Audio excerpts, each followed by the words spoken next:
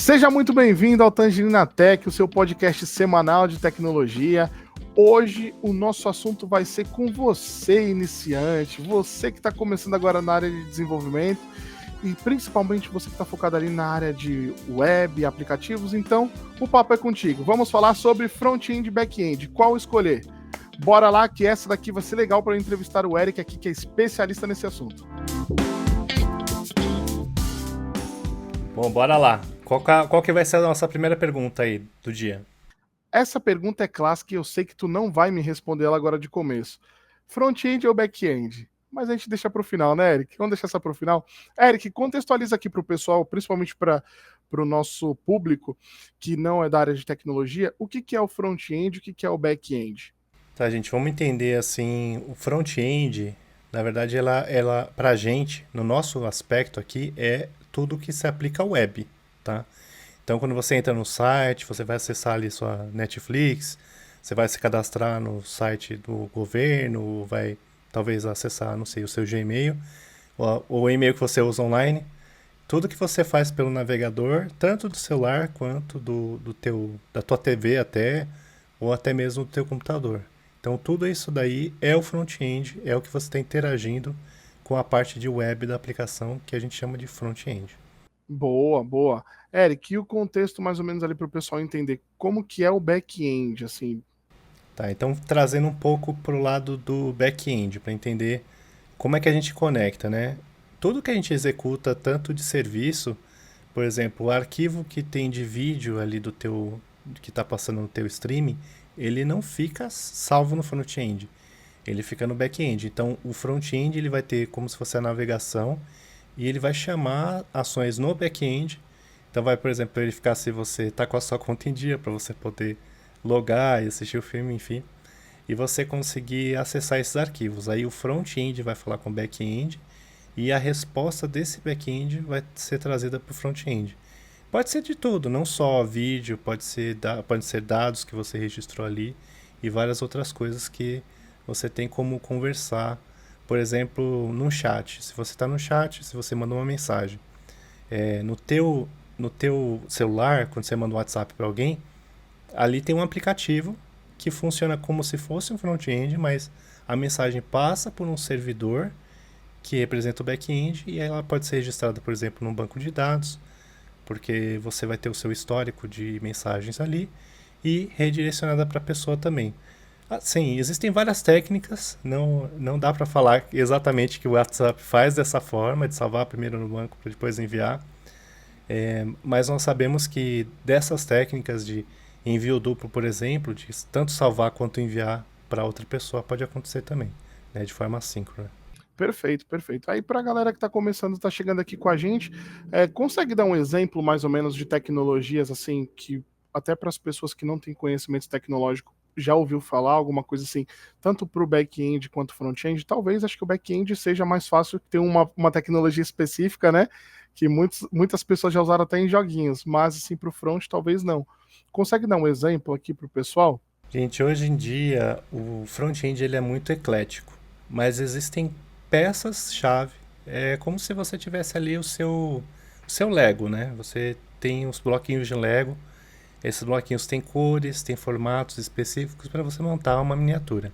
Então, pensando com essa analogia, da mesma forma isso acontece no front-end. Então, as peças cruciais para o front-end ter o seu início ali seria o que? O HTML, o CSS e o JavaScript. E quando eu falo JavaScript, hoje em dia tem outras linguagens de programação que vão ser muito mais utilizadas pelo front-end, mas no final das contas acaba tudo virando JavaScript, tá? Então existe uma funcionalidade ali que transforma esse código nessa outra linguagem numa linguagem JavaScript. E quando a gente fala de linguagem, eu falo assim, mas HTML não é linguagem, é uma linguagem de marcação. Ela pode não ser uma linguagem lógica, de utilização de lógica, mas é uma linguagem de marcação. E justamente por ser uma linguagem de marcação, ela tem ali informações dentro dela, dentro do markup, que vão indicar, por exemplo, a semântica. Para você que talvez não saiba isso, a semântica ela vai trazer uma sequência de ideias colocadas em um contexto para resolver um problema. Então, por exemplo, digamos ali que você tem um menu que você está acessando. Se você não utilizar a marcação certa, você até pode, através do CSS, você pode meio que emular um menu muito bonito, mas, por exemplo, quem usa leitor de tela, por exemplo, quem é cego ou tem algum tipo de restrição visual, pode utilizar um leitor de tela e ter dificuldades para navegar nesse menu. Então, uma das utilidades do markup do HTML é justamente fazer essa acessibilidade ocorrer. E a gente fala de robôs aí também, né? Hoje em dia tem vários scrapers, que são robôs que leem os sites, que muitas vezes fazem utilização desses dados, né? Os crawlers também, tanto a Google como Bing e outros aí, DuckDuckGo, enfim, vários outros, fazem a leitura desse markup para poder identificar conteúdos dentro da página. Então, se você faz o seu blog, provavelmente vai ter uma tag H1, que vai indicar o que é o título principal. Como a gente edita também nos trabalhos, né? Se você fez algum trabalho aí acadêmico, com certeza você já utilizou aqueles marcadores de itens, título principal, parágrafo. E dessa mesma forma a web ela traz através desse mundo, né, de separação de parágrafos e conteúdo. Até mesmo que você abre um livro, tem os índices, a mesma ideia se aplica ao HTML. E o CSS ele vem aí só para trazer a parte de, não só, né, mas para trazer a parte de estilo, deixar a página bonita. Então, através da soma dos dois, você tem uma página visualmente muito clara. E aí o JavaScript ele estende a funcionalidade ali, por exemplo, de uma validação de campos, né, para, por exemplo, conversar com o back-end de forma assíncrona. E aí você fala, tá, reuni esses três chaves. Mas por onde eu começo a estudar? Gente, faz nessa ordem, HTML, CSS e JavaScript. E aí depois, você vai ouvir pelo mercado aí, ou até mesmo para teste de vaga, falar de frameworks. Aí é uma opção muito pessoal. Por que eu falo? Porque um não é melhor do que o outro, muitos deles se apoiam na mesma ideia, de estrutura, por exemplo, de ser single page, ou de ter uma renderização no servidor, que a gente pode falar também um pouquinho depois disso. Então, dependendo do tipo de solução que você está dando, né, uma linguagem aliás, um framework vai ser muito melhor do que o outro para aquele quesito específico. Então, para mencionar alguns aqui, Angular, React, Svelte, também são muito legais. E o Next também tem tomado uma fatia de mercado muito grande, porque ele acaba unindo um pouquinho do front e do back ali. Tem uma parte de renderização também, é bem interessante. Mas o pessoal que está começando, não entre em pânico. É sempre assim, sempre foi assim na área. Tem 500 letrinhas, siglas e nomes, e você fica perdido nesse monte de nomes aí, não sabe por onde começar. Então a gente está tentando dar pelo menos uma ideia do que seria um caminho para você começar a estudar na parte front-end. Legal, mestre. E aí, linguagens de back-end, tem alguma assim que, tipo, pra gente dar só um overview pra galera? Então, já aproveitando o caminho, e falando assim que eu já também passei por esse caminho, e inclusive foi o que abriu a minha oportunidade aqui no Canadá, é você, por exemplo, estudar o JavaScript. Tanto JavaScript quanto TypeScript. Por que eu vou falar isso? E o pessoal até vai me estranhar porque eu sou javeiro. Então eu já vim, minha primeira linguagem de programação foi o Java, foi a que eu mais me identifiquei, até mesmo porque dá aquele senso nostálgico, né, de que eu lia as documentações e tudo mais. Então, mas a questão é, gente, tenta procurar a linguagem que seja mais acessível para a sua área ou na sua região. Muitas vezes você não vai se deslocar para grandes centros, você que não mora em grandes centros, para procurar uma vaga ou para conseguir a tua primeira oportunidade. Então, o que você pode fazer?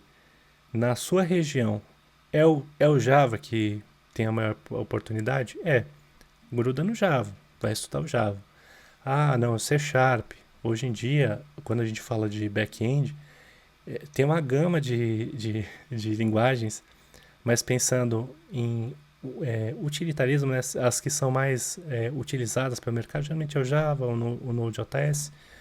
Tem agora um mercado também muito grande de PHP, dependendo da região, tá? Então, a questão é o que está acessível para você. Não existe essa é melhor, não, porque o Java presta, o outro não presta. Gente, tudo que tiver de projeto, tudo que você tiver acesso a um projeto de oportunidade de desenvolver, é esse primeiro passo que a gente está buscando. Não importa a linguagem, importa que você vai se preparar para fazer aquilo que você está querendo se propor a fazer. E claro, a sua primeira linguagem vai ser um pouquinho, vai ter um pouquinho daquela nostalgia, vai querer sempre puxar o projeto pro lado dela. Mas você não pode se entregar a esse desejo, que é de certa forma até um pouco mesquinho, né? Mas a gente tem que respeitar o que o projeto pede e aprender a trabalhar nas mais diversas linguagens de programação. Eu falo, nunca fica só com uma, porque não é bom. Aí o pessoal fala, mas você vai ser generalista e tal. Seja um pouquinho generalista, seja um T. Horizontalmente você sabe um pouquinho de cada coisa e em uma você se aprofunda, né? Acho que é essa questão do back-end que eu tenho para comentar. Cara, não, perfeito. Eu vi que tu comentou ali na parte do front, explicando ali o front. Eu vi que você comentou a respeito de leitor de tela, a parte semântica do HTML. Consegue expandir um pouco aqui, principalmente para essa galera que está vindo, o porquê é importante a semântica do HTML, não somente para os mecanismos de buscas, mas para outras questões de UI e UX? Quando a gente pensa um pouquinho na acessibilidade, a gente tem que expandir um pouco o entendimento dela. Não só a acessibilidade não se aplica só a quem é portador de deficiência, e sim a todos nós. Porque se eu quebrar o braço, talvez eu não consiga usar o mouse direito e eu vou ter que arranjar uma forma de usar o computador se eu tiver que resolver alguma coisa. Então, ou posso fazer uma cirurgia de correção de grau, catarata, qualquer coisa. Então, qualquer coisa que atrapalhe a minha utilização da aplicação pode ser um fator para mim que vai afetar o meu fluxo de trabalho. Quando você fala de acessibilidade e experiência de usuário, quando envolve os dois blocos, a gente fala, por exemplo, será que a utilização da aplicação na web está sendo da mesma forma, da mesma qualidade, por exemplo, na TV? Quando eu abro o meu streaming favorito ali de vídeo para assistir no meu computador, muito bom, a navegação é muito boa, consigo utilizar bem o site. Aí eu abro na TV, a navegação pelo controle remoto é muito ruim. Ou talvez pelo celular a experiência não seja tão legal, porque fica travando. Então, essas questões, por exemplo, de adaptar tamanho de imagem, qualidade de vídeo. Eu sei que hoje tem o 5G, eu sei disso, mas dependendo da condição de você estar na região, cai muita qualidade da internet. Então, todos esses fatores, eles acarretam na forma que o seu usuário está interagindo com aquele produto que você fez e qual o tipo de resposta que ele tem em cima daquele serviço. Eu acho que isso é muito importante para a experiência do usuário. Claro, não sou UX designer, eu não faço protótipo de tela, não acompanho nas entrevistas diretamente com o usuário final, não investigo isso, mas por ter contato com o pessoal, com a equipe de UX durante muitos anos, muitos projetos que eu tive, eu vi que geralmente esses pontos que são os que mais chegam para a gente como resposta de isso precisa de um ajuste ou a gente precisa alterar alguma coisa. Então, carregamento de imagem pesada, gente, não deixa isso no teu site. Hoje tem compressores, já faz muito tempo que já tem compressores, já tem formas de você, por exemplo, testar para quem é daltônico, se o site tá legível. A pessoa entra na página e fala assim, tá tudo em branco. Aí mostra para outra pessoa, não, tem um monte de coisa escrita aqui, ó. Você não conseguiu ler? A letrinha é muito pequena. A gente vê, leio e aceito todos os termos desse contrato. Eu não sei nem se eu estou vendendo a minha casa, né? Mas enfim, essas questões são muito importantes para a utilização do sistema. a experiência do usuário. Não, perfeito. Acho que é bom, né, a galera já começar a se ambientalizar nisso desde o princípio, né? Principalmente o pessoal que começa. Às vezes o pessoal aprende muito a questão só de div ali no HTML. E é bom você comentar sobre isso, a importância da semântica, a importância da experiência do usuário, igual você comentou. Eu acho que assim é um assunto que ele precisa já nascer com o desenvolvedor, principalmente com o desenvolvedor front-end, né? O básico para que ele consiga fazer um trabalho muito bem feito. Cara, acho que ali a tua explicação ela ficou bem bacana e até vou fazer um disclaimer aqui, tá? Pessoal, já deixa aqui nos comentários, tá? Até esse bloco aqui, o que você tá achando. Comenta aqui qual é o tipo de dúvida. De vez em quando eu e o Eric a gente está de olho aqui, então se você tiver dúvida, a gente vai te responder se a gente souber na hora. Se a gente não souber também, não tem problema nenhum que a gente vai pesquisar para te trazer o retorno.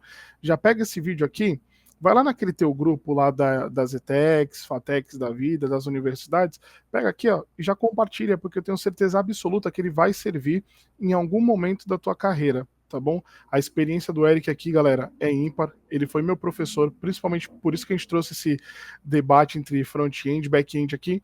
Então, assim, fiquem com a gente até o final, já deixa aquele like maroto e já se inscreve aqui no canal. E se você estiver ouvindo em outras mídias, tá bom? Já deixa também o like, favorita lá o nosso áudio, que vai ajudar a gente pra caramba. Eric, pergunta de milhões aqui. Não vou fazer essa pergunta agora, não. Me explica uma coisa, tá? Isso é uma dúvida que eu tinha muito no começo e depois, com o tempo, melhorou para mim, porque a gente vai aprendendo. Mas tem muitos professores que não explicam isso para os alunos e tem alunos que às vezes se formam sem saber, e eu já vivenciei isso de alguns casos, que existe uma diferença entre Java e JavaScript. Tu consegue explicar mais ou menos aqui, porque hoje em dia a gente está usando o JavaScript também no back-end, então muita gente se confunde, tá? Então acha que está usando Java, mas não, é JavaScript e vice-versa. Gente, é uma confusão que acontece acho que desde o surgimento. O Java, ele já era uma linguagem comercialmente muito falada, né, famosa, digamos assim. E aí veio, por exemplo, uma linguagem chamada ECMAScript, que é o JavaScript, digamos que é Zé e José, né? O mesmo, você está falando da mesma pessoa. Então, ali, quando eles viram essa situação que eles tinham uma linguagem chamada ECMAScript que queria rodar no browser, e existia uma certa dificuldade de ter um nome que vendesse. Então eles falaram, é JavaScript. Então, como se o Java fosse a versão script, o JavaScript fosse a versão script do Java. E só foi para vender. Não são a mesma linguagem, não rodam da mesma forma. Teve uma época que o Java foi muito importante ali por questão dos applets. E isso é velho, isso é coisa velha mesmo. Mas tem lugar que tem, acredite, tem lugar que ainda tem esse negócio rodando. E é um ponto de falha de segurança enorme, assim. Mas enfim, não vou entrar nesses pormenores. A questão é que como o Java rodava no browser e o JavaScript também era uma linguagem que estava sendo experimentada ali na parte do browser, né? Então gerou uma certa confusão. E aí nessa confusão acabou que ficou JavaScript mesmo, mas elas não são a mesma coisa. Gente, eu já cometi esse erro lá no início também, eu não sabia muito bem a diferença. Aí começava a fazer um programa em Java, aí tinha uma dúvida, ia ver num livro, aí, eu acho que eu estou escrevendo errado. E colocava lá o código e a ideia não entendia nada, né? A ideia é a nossa ferramenta para poder escrever o código. E não saía nada. Eu falei, nossa, o que está acontecendo aqui, né? E tem programas que você consegue utilizar mesclado os dois, dependendo da plataforma que você estiver rodando. O Java tem algumas possibilidades de você conseguir utilizar um pouco das duas linguagens. Então isso gera muita confusão quando você está tanto escrevendo quanto você está lendo esse código, né? Mas, gente, não são a mesma coisa. Não precisa confundir com isso. Não é Zé e José, tá bom? Eric, essa daqui é clássica, tá bom? Focado, como a gente está focado em web, vamos assim dizer, é correto afirmar que programador back-end precisa entender de front-end, desculpa, ou não? Não precisa entender no detalhe. Mas ele precisa entender como que é o protocolo, por exemplo, para você comunicar ali com o back-end, quais as formas que vão chegar, por exemplo, o payload, né, que a gente fala da estrutura que a gente está mandando. Então, o mínimo do front-end ele tem que entender para poder ter essa integração. E eu falo que o contrário também. O front-end tem que saber o que ele está mandando, porque às vezes você fala, mas eu estou mandando tal coisa, tal jeito, aí não dá certo. E, gente, isso vai ser muito difícil você não saber um pouquinho. Então, as áreas da TI, elas meio que têm uma área, uma zona cinza, digamos assim, entre duas áreas que meio que um profissional tem que saber um pouquinho da outra área para poder continuar o processo. E eu expando isso até para o pessoal de back-end também, ter um pouquinho o braço ali, um pouquinho só pro lado da infra, entender um pouquinho onde está rodando, como está rodando, porque na hora de você resolver algum problema, gente, quando surge o famoso bug, aí não tem jeito. É caçar se é no front-end, se é no back, se é no banco, se é na infra, se é alguma variável ali que está sendo configurada com nomes, não nomes diferentes, mas com valores diferentes. Você espera true, verdadeiro, aí chega um, aí você não entende por que chegou um, de onde veio. Então, é muito importante, crucial que vocês tenham essa flexibilidade para lidar um com o outro, tanto o front quanto o back. Perfeito. Já vou até te contextualizar o porquê que eu te fiz essa pergunta, tá? Para aprofundar um pouquinho. Não vamos entrar no assunto de IA, mas por que eu te perguntei isso?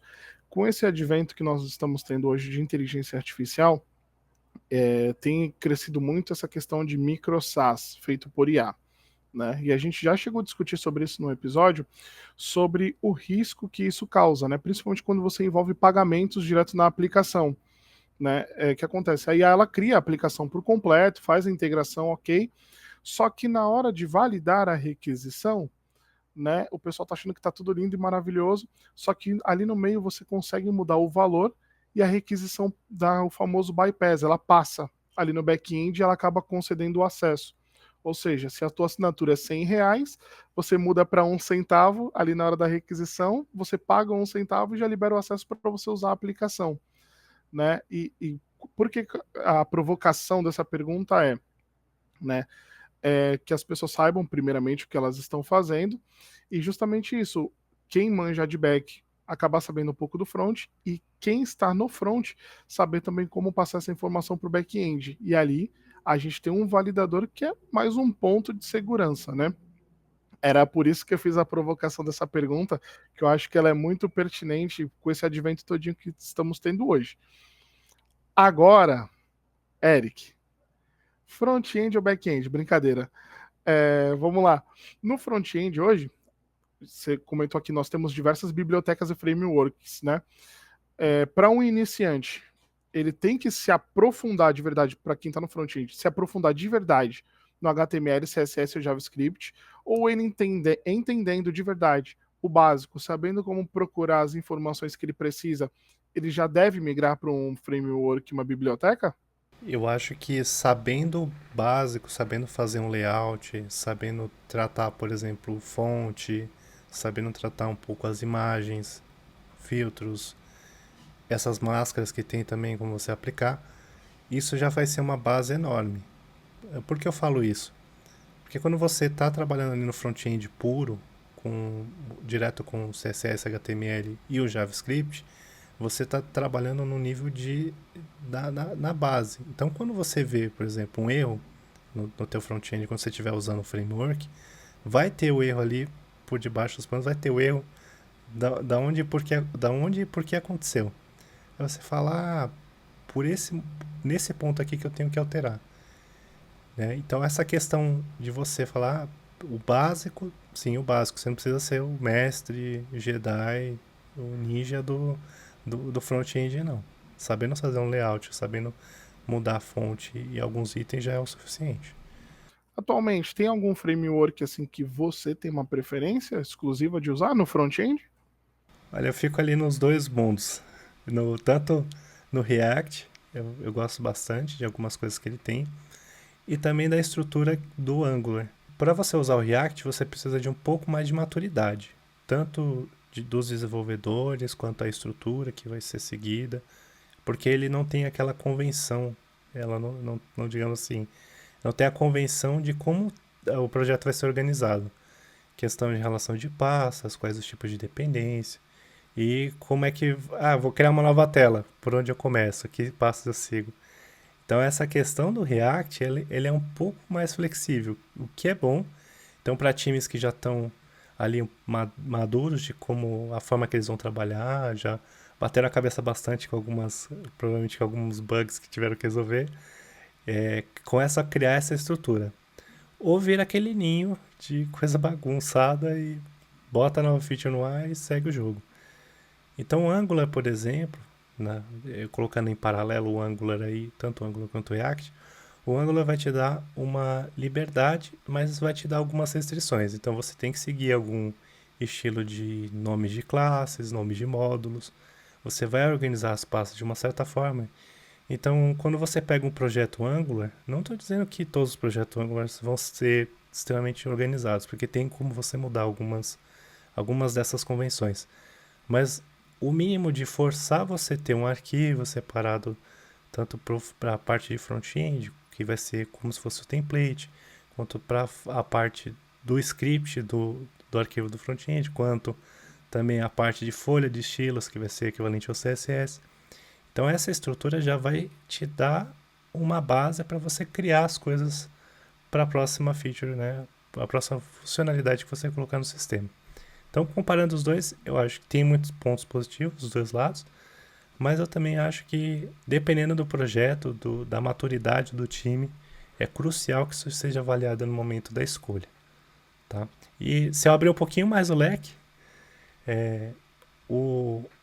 se chama Vue, VUE, o nome do framework. Ele também, para alguns projetos pequenos, eu não vi ainda um projeto muito grande, para dizer a verdade, na parte corporativa, empresarial, não vi projetos grandes. Eu vi, tem, assim, alguns projetos ainda embrionários que nasceram utilizando o Vue. O Vue, tanto o Vue quanto o Svelte também, para coisas muito específicas. Até máquina de cartão eu já vi o Svelte sendo utilizado. Mas a questão é, para larga escala, quando você pega um site muito grande, um site corporativo, geralmente vai ter ou o React ou o Angular ali por trás. Perfeito, perfeito. Concordo contigo a respeito do React, que é o que eu uso aqui um pouquinho de vez em quando. E se você não tem padrão de projeto, realmente você se perde. E até eu que sou sozinho, às vezes, cara, eu me perco. Isso é normal, porque a gente não tem um padrão. Aí falando um pouquinho agora sobre frameworks ali, ou linguagens no back-end, eu sei que tu é javeiro, então eu já vou descartar. Java não vai entrar aqui, Eric. Java não vai entrar aqui, tá bom? Que eu já sei que é a tua linguagem preferida. Mas tirando o Java em si, qual linguagem assim você gosta, você até recomenda para a galera aprender, se de repente ela tem algum framework legal? Gente, o Node, ele tem uma gama de facilidades. Já por você ter aprendido o JavaScript ali para começar a rodar essas primeiras funções ali no back-end, se você veio do front, é muito mais acessível. Então, falando de Node.js, que foi, por exemplo, o que abriu a porta para poder vir para cá, para o Canadá, numa empresa. Essa plataforma do Node, você não tem só o Node, falando do Node puro, mas sim você tem também frameworks que você pode utilizar nele.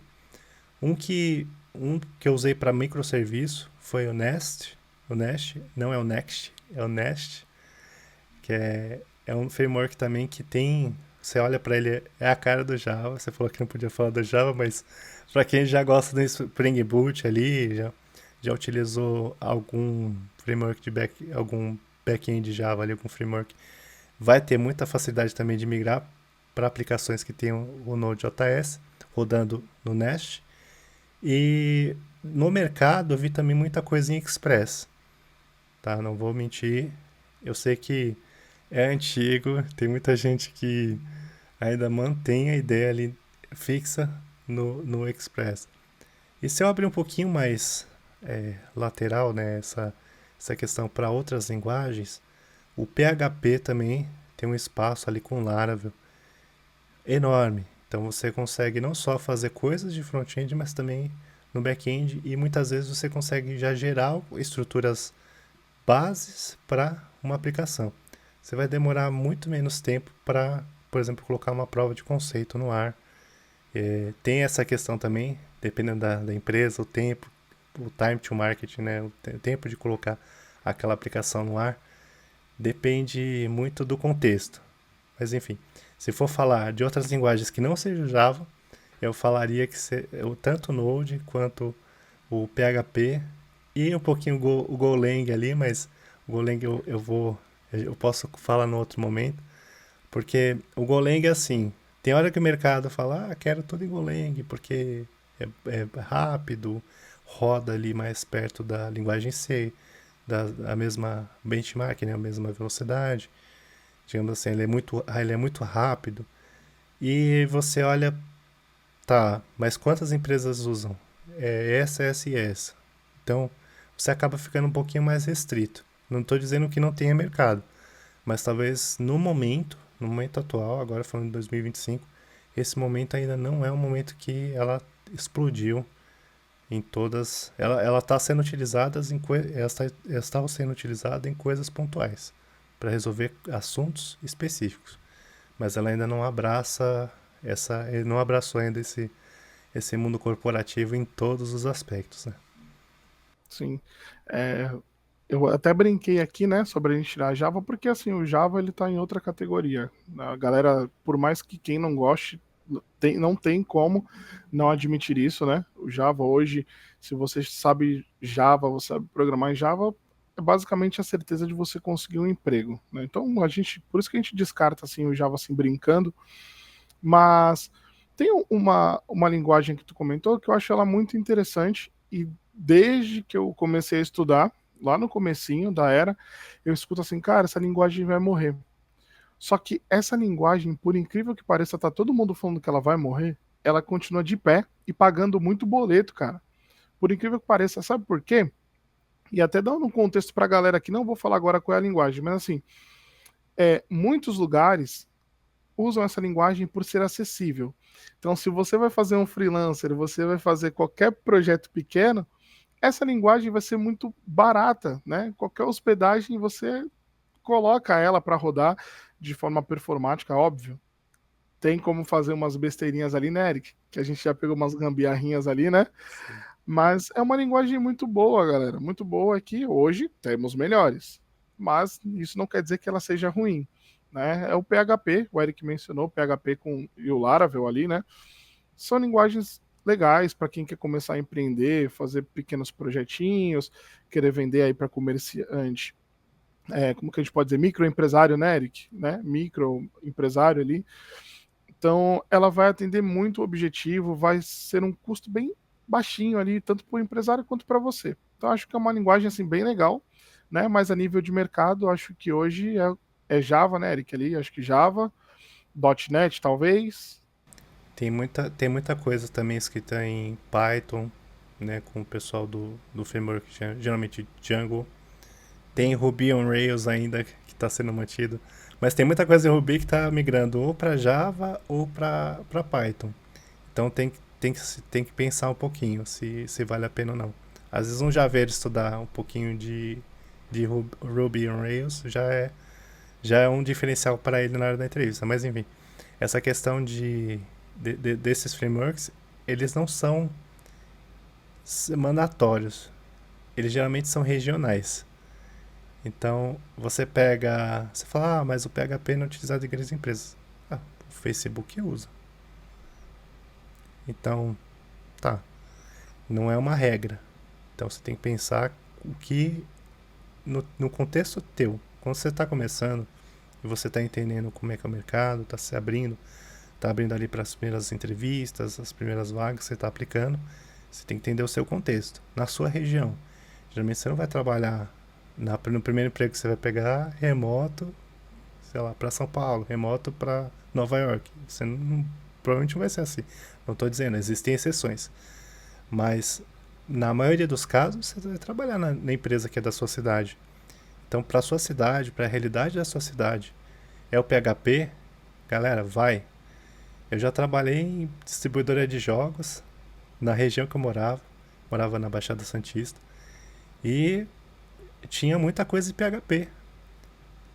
Então, gente, não é um demérito, né? E a questão também do jogo ali, tinham várias coisas. Tinha coisa em C Sharp que eu tinha que dar manutenção, tinha coisa em Java que eu tinha que dar manutenção.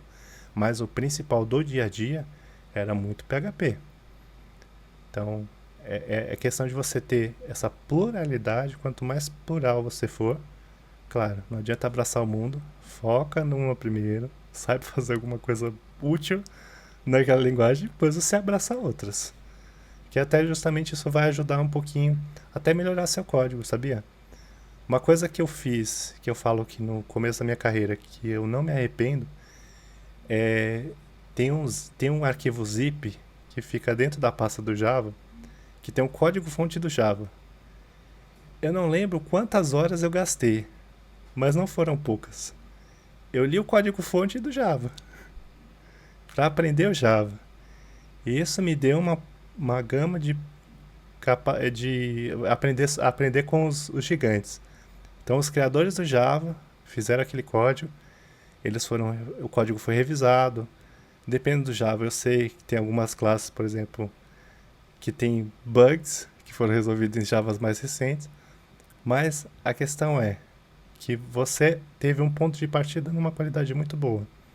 E a partir daquele ponto você conseguiu montar as suas próximas etapas. Então, gente, não tem esse negócio de ter preconceito. Surge o trabalho em PHP, abraça o PHP. É o seu primeiro trabalho. Surge em Java, abraça também.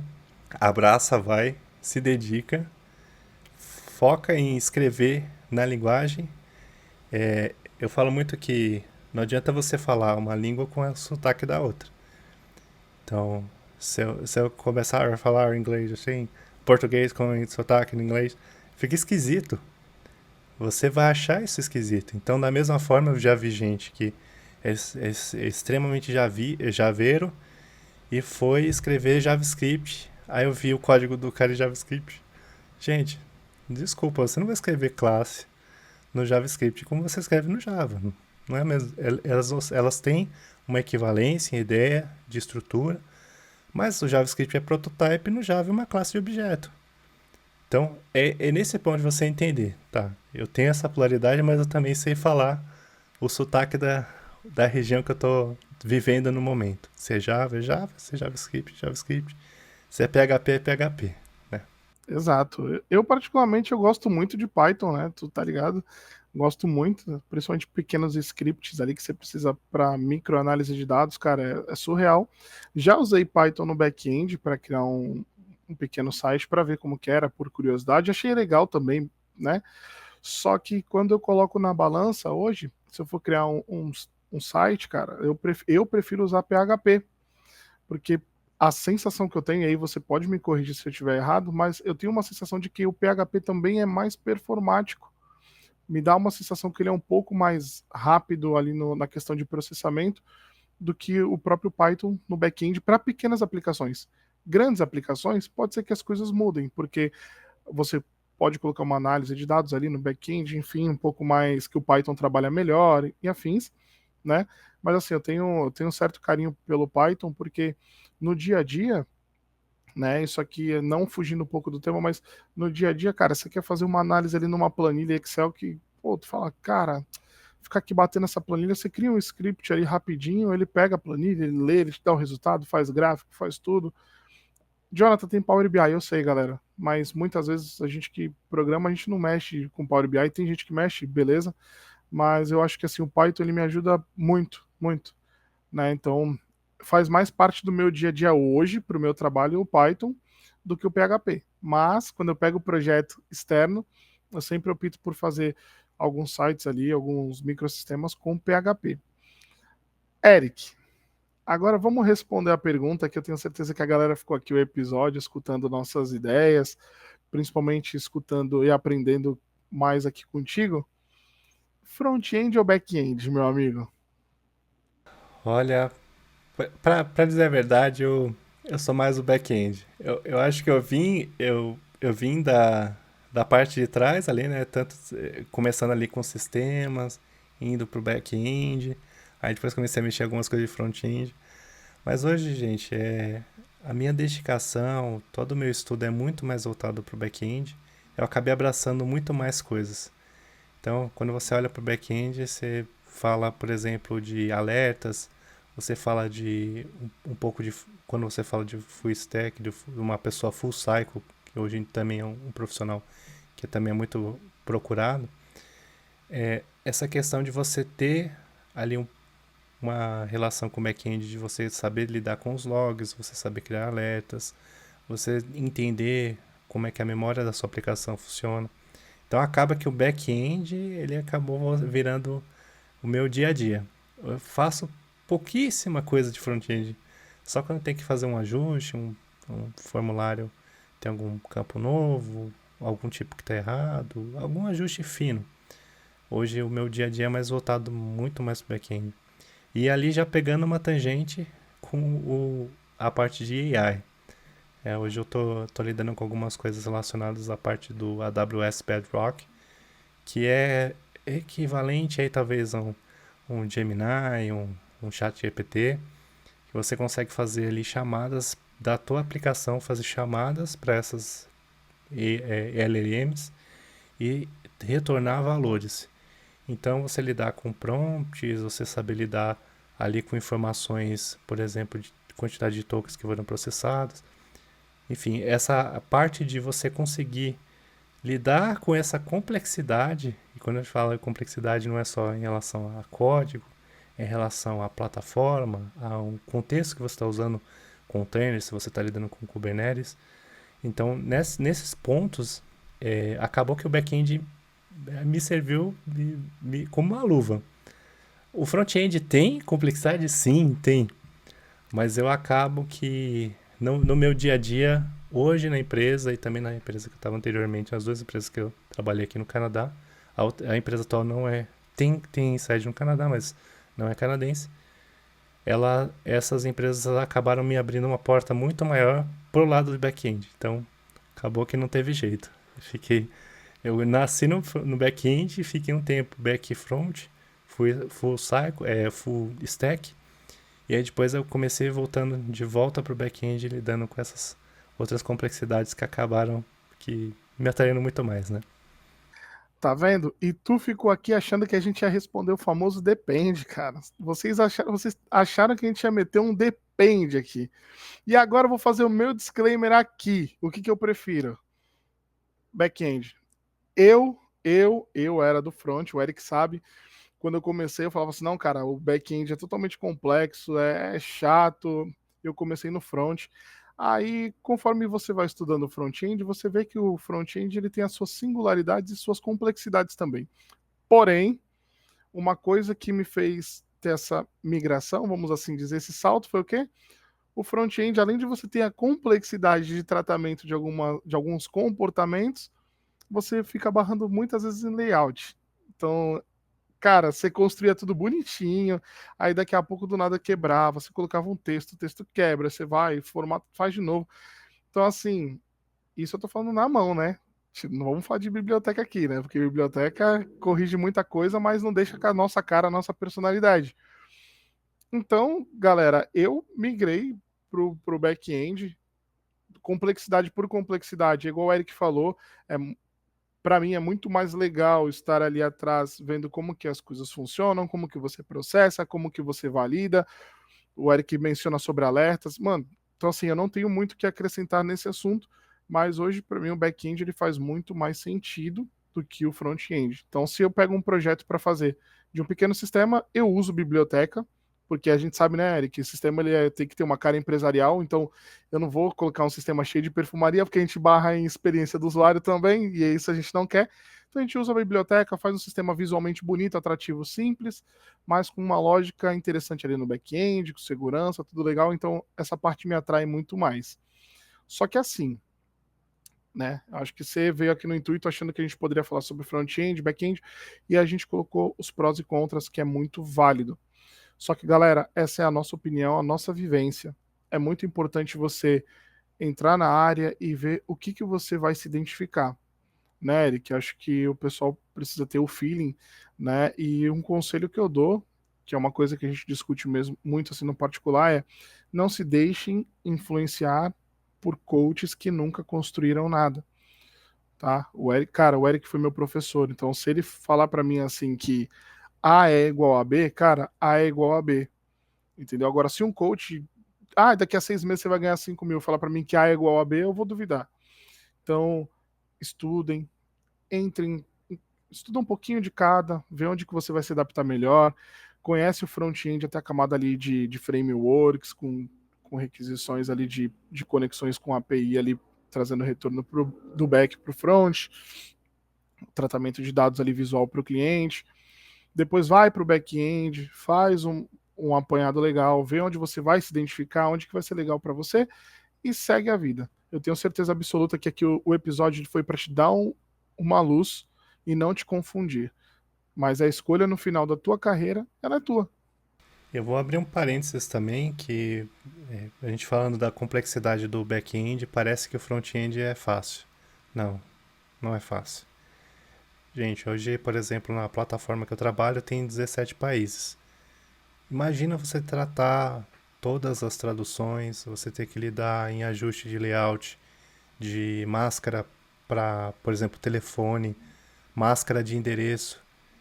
Endereço muda em vários lugares, a ordem, se o número vem primeiro o número da casa, se vem o nome do bairro, se vem a cidade, se tem um distrito. Então e o tipo, por exemplo, CEP. CEP tem vários tipos, tem com letra, tem com número, tem com símbolo junto. Por exemplo, um hífen, tem mais de um hífen. E é muito complicado você lidar com essa pluralidade de layout.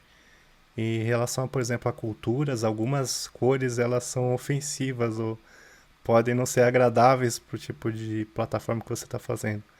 Então, para que você está estudando front-end, você tem que ter uma abertura muito grande em relação não só a design, entender cores, sentimentos, tipos de fonte, mas também entender como que essa gama de opções que você consegue ter no front-end e consegue fazer o layout da forma que você pensa e forma que você quer, como que essas pessoas que estão utilizando o seu sistema estão agindo em relação a isso. Então, é muito, mas muito interessante. Eu acho sensacional. Só que eu não vou parar para estudar isso, né? Então, a questão eu deixo para vocês, né? Abre o coração e vai. Abraça a área com muita paixão. Sei que a paixão é um pouquinho deixa a gente um pouquinho acelerado, ela é um pouco perigosa, mas a paixão inicial, mas depois transforma no amor pela área e você segue. Porque senão você fica apaixonado por tudo, acha tudo bacana e legal e acaba não saindo do zero. Então, passos, baby steps, né? Um passo de cada vez. Perfeito, mestre. Perfeito. E completando aqui, né, galera, que o Eric falou a paixão, também existe a segunda paixão, né? Pra gente finalizar aqui. Qual é a segunda paixão? Cara, cash. Todo mundo trabalha para ganhar o seu dinheiro. Então, assim, por mais que você seja plural, né, Eric, o conhecimento seja plural, você no início, você nichar um pouco ali o que você quer, ter aquele ponto de partida que a gente chama para você entrar na área, fazer seu primeiro salário, você crescer, aprimorar o seu conhecimento. Talvez na primeira porta você já consiga um crescimento de carreira legal, mas se na primeira não conseguir, na segunda você já dá um salto, né, Eric? Um salto assim relativamente legal, dependendo do teu nível de conhecimento. Então, o que o Eric falou, galera, só reforçando porque é a nossa vivência, né? Se apaixone pelo processo e foque no processo, né? Não tente abraçar o mundo tudo de uma vez e criar diversas paixões. Cara, essa tua analogia foi bem bacana, mano. Foi muito legal. A questão é muito bacana você tocou nessa questão do salário, de ter um. No início a gente acaba a oportunidade de que surge. Mas com o decorrer do tempo, você vai ter ali, talvez se você está fazendo uma faculdade, um colega de trabalho, ou um colega de trabalho, ou alguém da sua faculdade, às vezes até mesmo um professor. Por exemplo, eu me tornei professor porque um professor meu falou que tinha uma vaga de. Então eu trabalhava de dia como programador e falou: Olha, tem uma vaga, surgiu uma vaga para ensinar Linux na ETEC. Eu falei: Pô, vou tentar. Eu acho tão legal o Linux, eu já trabalho com. Né, eu uso o Linux no meu dia a dia. Por que não compartilhar esse conhecimento? E ele foi. Já teve até vezes que eu trabalhava muito por contrato. Então eu pegava um contrato de 6 meses, um contrato de um ano na ITEC, e aí acabou meu contrato, surgia um freelance. Eu tava no freelance. Aí surgia. E era tudo por contato do contato. Então alguém que me conhecia, alguém conhecia alguém que eu conhecia, ou alguém me indicava. E foi indo assim. Então, através de um trabalho me levou ao próximo trabalho e assim por diante. E muitas vezes a gente nem vê essas questões, né? A gente até comentou no vídeo passado que a tua conexão não começa no LinkedIn quando você manda seguir alguém ou quando você aceita alguém. E sim começa um passo antes, num hackathon, num trabalho de faculdade, talvez numa apresentação que você vai assistir de alguém. E ali você vai ter o seu momento que você vai, por exemplo, conseguir fazer os seus contatos. Então, gente, agora uma coisa muito importante, eu já vi muita gente errar isso. Não fica que nem aquela pessoa que fica 3 meses no lugar, muda. 3 vezes no lugar, muda. A pessoa que não para no serviço. A gente sabe que tem empresas que são complicadas, tem empresas que têm times que também são complicados. Assim, a gente super entende isso. Mas quando uma pessoa muda de emprego 5 vezes no ano, 4 vezes no ano, e aí você vê a evolução. Foi de trainee para júnior. Aí mudou de vaga, foi de júnior para pleno. Aí mudou de vaga, foi de pleno para sênior. É estranho. Estranho. A pessoa ela ficou profissional em passar a entrevista. Mas qual o tipo de qualidade que ela agregou para a empresa? Então, por exemplo, eu digo que isso afetou, por exemplo, quando eu vi algumas pessoas tentando vir para o Canadá. Tinham currículos que já eram sênior e tudo mais, você via que a pessoa não parou quieto. Então isso atrapalha muito na carreira. Então, gente, você trabalha 6 meses no lugar, começa o LinkedIn, começa o pessoal lá para mandar. Tem uma vaga muito legal para você, é o seu perfil. Gente, pensa assim, tá, faz sentido, é o que eu quero. Eu sempre coloquei muito pra mim, eu não vou falar que isso é regra pra todo mundo, porque foi a minha escolha. Eu pensei assim, o que eu posso aprender nessa empresa? O que tem nessa empresa que eu posso aprender? O que eu ainda não aprendi na empresa? Então, quando eu passo 1 ano, 2, que eu estou na empresa, que eu vejo que tem uma oportunidade que talvez seja mais interessante e talvez seja até algo que eu estou planejando para minha carreira para viver na próxima etapa, eu penso, tá, agora faz sentido eu procurar uma nova empresa, ou talvez faça sentido de eu escutar alguém que está talvez me ofertando uma vaga em algum lugar. Agora, eu tô 3 meses na empresa, não sei nem fazer o build direito do projeto. Aí, não, surge uma vaga para pagar tanto. Gente, eu já vi gente trocar emprego, empresa sensacional, time excelente, ir para uma startup e viver um verdadeiro inferno. Porque era toda hora tinha que fazer hora extra, toda hora muitas vezes tinha que atender final de semana e tudo mais. Gente, não dá. Então a pessoa acabou trocando uma paz por uma facilidade de estar numa startup. Eu não estou falando que isso é demérito ou não, foi a escolha da pessoa, mas eu acho que a gente tem que ter uma visão muito mais ampla e não olhar só. Tem a parte do ganho, claro, sim. Eu não pago as minhas contas com os meus olhos azuis, né? Para quem não me vê aí, tá só no áudio, eu não tenho olho azul, meu olho é castanho. Mas a questão é, eu tenho que receber, mas eu tenho que receber justo, eu tenho que receber aquilo que é equivalente à minha capacidade, ao que eu posso entregar para a empresa. A empresa também tem que ter o ganha-pão dela. Se ela dá o meu ganha-pão, ela tem o ganha-pão dela também, ela tem que se manter. Então, para ela se manter, eu tenho que fazer um bom trabalho. Então tudo tem que estar casado. Se alguma coisa está desnivelada, aí existe alguma falha. Ou a empresa está subdimensionando, ou a empresa está superdimensionando. E para os dois lados, ou você muda de galha, né? Você muda de uma árvore para outra, ou você permanece, porque você deve estar muito bem. Já vi mosca branca que eu não vou nem falar o quanto que a pessoa ganhava, mas era muita coisa. Eu falei, cara, você tá bem, você é um. Era um cara muito específico. Se eu passasse aqui a lista de todas as skills que ele tem, ele é um cara extremamente específico. Ganhava muito bem. Mas assim, a empresa mudou uma estrutura e acabou desligando ele. Tudo bem, já fez o pé de meia dele, tá bem. Não saiu com uma mão na frente e outra atrás. Mas a questão é, pô, e a próxima vaga que ele vai entrar? Não tá nem perto, então existe uma certa dificuldade até para contratar. Ah, a pessoa fala na entrevista, qual que foi o seu último salário? Foi tanto, tanto X. Não dá, eu não consigo chegar nem metade disso, entende? Então fica muito complicado. Então nesse ponto que eu falo, essa é uma questão muito específica que eu falei, esse exemplo do mosca branca. Tem, tem algumas coisas de mosca branca na nossa área que você sabe também, você já deve ter pego. Os caras assim ganham rios de dinheiro. Também sabe aquilo dali especificamente e se aquele sistema parar é o caos. Não existe documentação. Documentação é a própria mosca branca. Exatamente.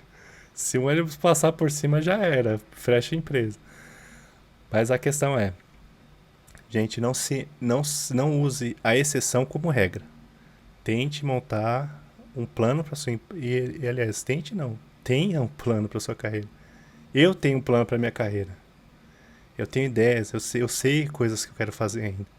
Então, eu sei o ponto, até que ponto eu sei hoje no trabalho que eu tenho, na empresa que eu estou.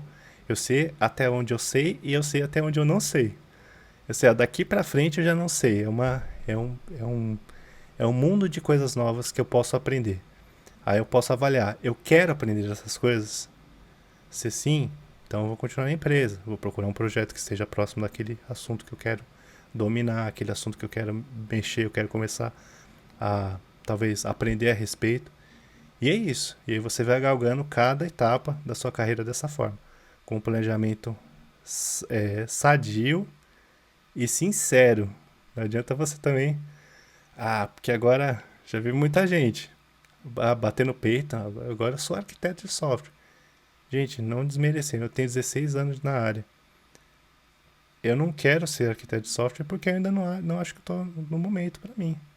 E não é porque eu não tenho, talvez, o preparo.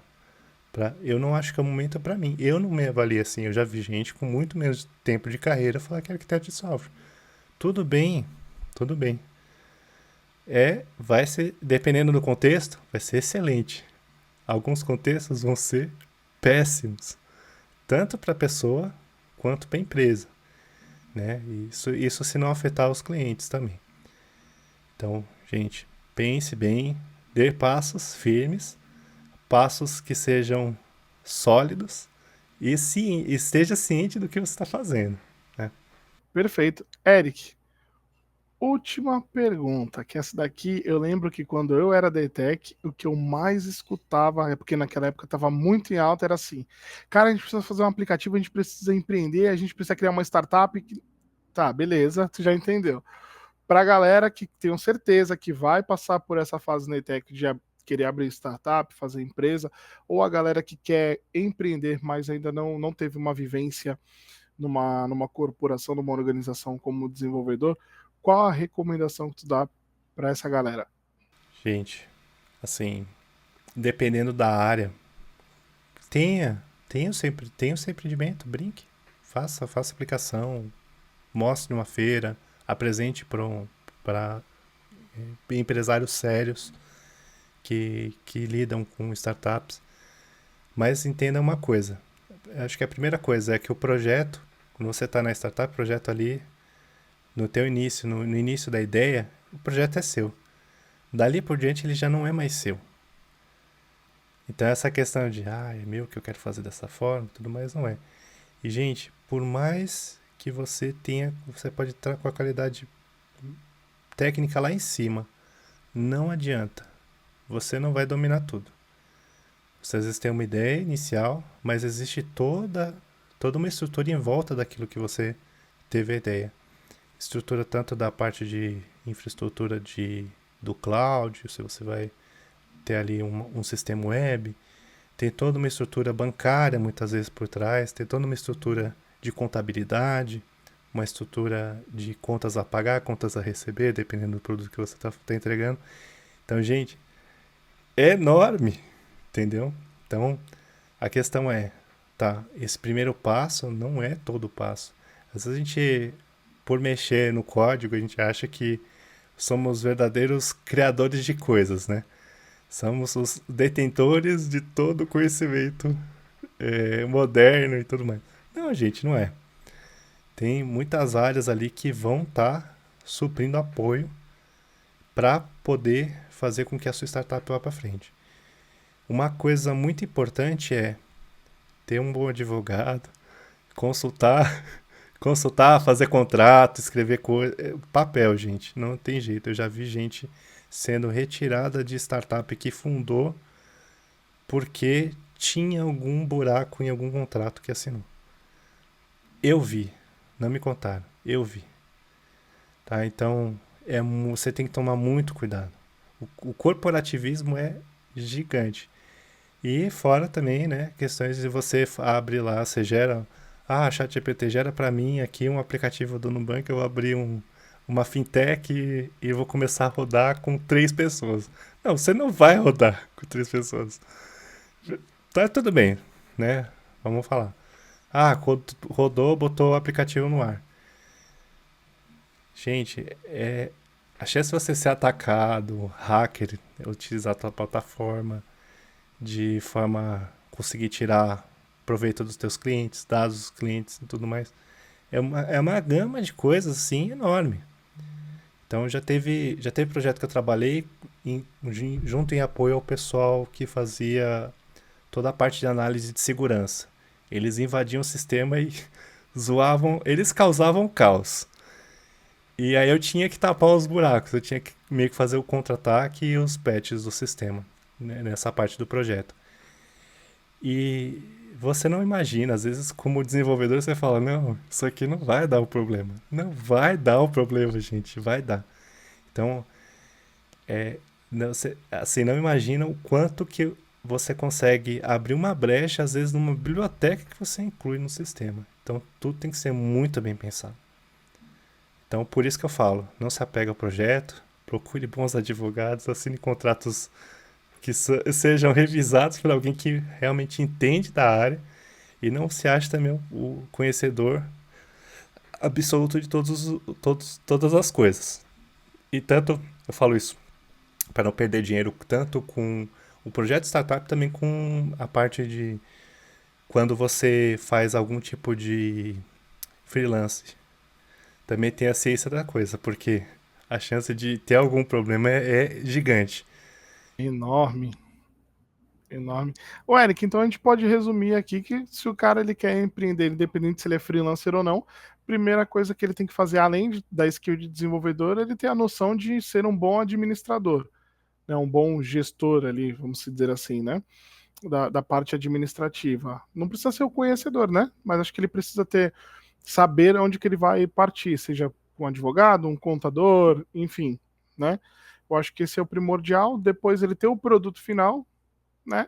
E eu acho que aqui o terceiro, acho que é o principal de todos, além das outras duas, né? É ele também saber vender, né? Saber se vender e saber vender a ideia dele, né? Eu acho que é o ideal, né? Porque às vezes o cara ele é muito bom como desenvolvedor, ele é muito bom ali na parte administrativa também, só que ele não consegue se expressar, não consegue vender e eu acho que não dá pra gente ser bom em tudo. É igual você falou, a gente sempre vai ter um ponto ali que a gente precisa de atenção, né? Então, escolher no que quer focar, né? No caso, se o cara já é um desenvolvedor, foca em vender e procura uma ajuda jurídica, algo ali para fazer esse background ali da parte administrativa e ele ficar bem resguardado, né? O que acontece muito é a pessoa começar a fazer o projeto e só tem desenvolvedor. Aí, um é front-end, outro é back-end, tá? É meio que divide ali as skills, né? A capacidade de cada um. Aí quando expande isso, tá, mas não tem um gestor, não tem alguém que tem um papel mais de gestor, de conversar com o cliente. Então, quando vai ter algum bug no sistema, geralmente no início da startup, essa pessoa que tem um perfil mais de conversar, de lidar ali, ela vai ter um pouco de jogo de cintura para conversar com o cliente. Coisa que o desenvolvedor, não tô falando que é regra, tá? Mas na maioria das vezes acaba acontecendo que não tem o trato. Não, porque você está usando errado. Não. Entender o contexto que está acontecendo, sabe? Então é justamente nesses pontos que você precisa de uma pluralidade. E quando você vai abrir um negócio a partir de uma startup, você não pode ir cegamente assinando um contrato, enfim, porque vão fazer um round de investimento de tanto. Gente, eu já vi gente assinar projeto, por exemplo, que ia ganhar opções de compras de ações. Não, porque o meu bônus é ser opções de compra de ações. Cara, muito legal. Você sabe o que quer dizer isso? Porque eu vou ter ações. Não, você não vai ter ações, você vai ter opções de compra, ou seja, você vai estar primeiro na fila para você comprar. E talvez o seu preço de compra seja mais barato do que os outros porque você está ali. Agora, isso não quer dizer que você vai ter dinheiro para comprar essas ações.